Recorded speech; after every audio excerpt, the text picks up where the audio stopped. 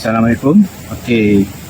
Ini saya tunjuk paling asas hidupkan api Paling mudah lah. Kalau sistem ni kita gunakan 4 jenis kayu 4 kayu saiz yang berbeza lah. Okey.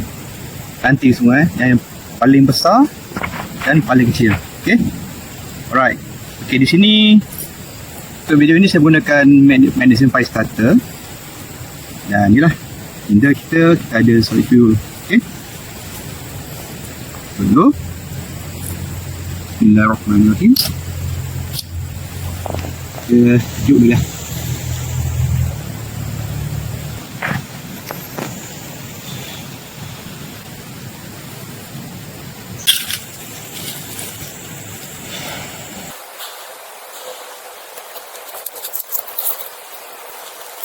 Bila api nyala macam ni, kita masukkan rantai kecil tak kecil.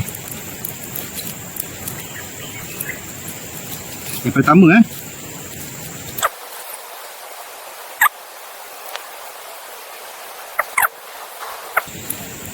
bila dah nyala, kita masuk saiz yang kedua. Okey, tak kita buat ni Malaysian fire. Okey,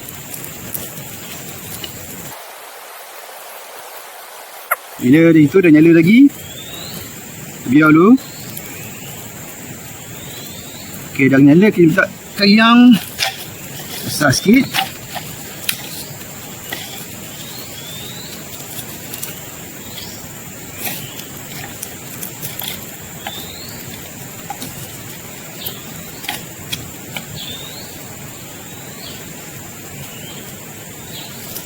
Turunkan sikit.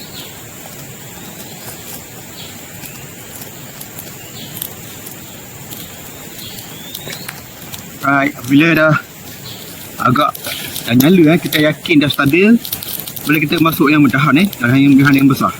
Okey, yang besar. Okey, ni adalah teknik ini teknik yang basic lah untuk hidupkan api.